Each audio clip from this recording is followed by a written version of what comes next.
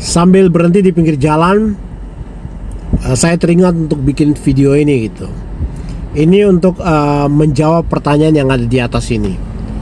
Jadi dalam kasus saling melapor, artinya antara pelapor dan terlapor ini sama-sama membuat laporan polisi. Apakah bisa ditangani oleh satu tim? Ini pertanyaan yang cukup baik dan cukup menarik, karena memang paling sering terjadi dalam dunia perkasusan gitu. Lebih lengkapnya kita bahas di video kali ini.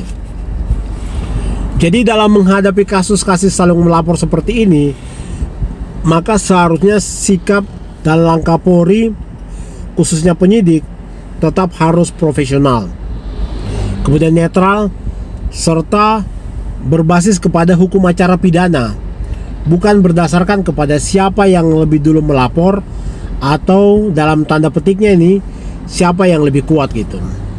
Jadi prinsip dasar dalam kasus saling melapor yaitu Polri wajib berpegang pada prinsip-prinsip. Yang pertama adalah equality before the law, artinya pelapor dan terlapor itu memiliki kedudukan yang sama di mata hukum.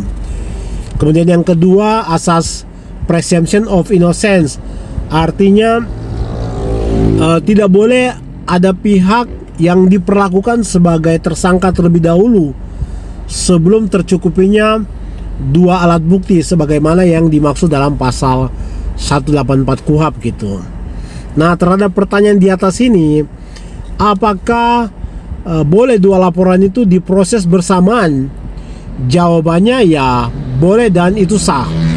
Ya, jadi nanti dalam prakteknya kedua laporan itu tetap harus diterima, tidak boleh ada salah satu yang ditolak. Kemudian akan diproses, bisa diproses secara paralel, ya. Namun pada tahap tertentu bisa saja keduanya itu digabungkan atau di-split, atau dalam bahasa hukumnya disebut dengan konkursus gitu. Nah, tahapan yang wajib dilakukan oleh penyidik dalam kedua kasus ini, yang pertama itu melakukan penyelidikan secara terpisah untuk kedua kasus ini. Jadi akan diuji nih setiap laporannya dari kedua kasus ini, apakah itu merupakan peristiwa pidana yang benar-benar terjadi ataukah kasus ini memenuhi unsur delik pidana gitu. Kemudian yang berikut, melaksanakan gelar perkara. Ini kunci utamanya. Jadi dalam kasus saling melapor ini, penyidik Polri itu wajib melakukan gelar perkara secara objektif dan juga profesional.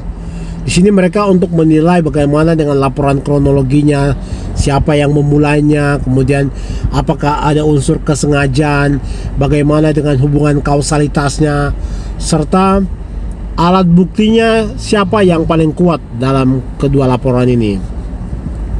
Nah, kemudian dari gelar perkara ini kemudian akan ditentukan bagaimana kemungkinan terhadap kasus ini.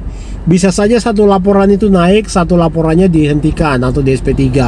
Kemudian bisa saja keduanya naik ke proses penyidikan, atau bisa saja keduanya itu dihentikan karena bukan kasus pidana, atau misalnya keduanya memenuhi syarat tapi disarankan untuk melaksanakan restoratif justice atau RJ.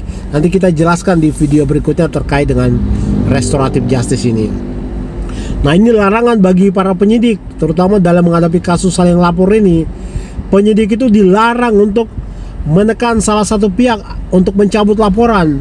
Kemudian penyidik dilarang mengancam untuk menjadikan tersangka kedua-duanya ini. Kemudian yang berikutnya, penyidik dilarang menggunakan laporan balik sebagai alat untuk negosiasi. Kemudian yang berikutnya, penyidik dilarang mengutamakan laporan yang lebih dulu masuk. Jika ini nanti terjadi, ya bisa saja ada indikasi ada indikasi pelanggaran etika dan prosedur yang dilaksanakan oleh penyidik. Mungkin demikian penjelasannya. Salam hormat.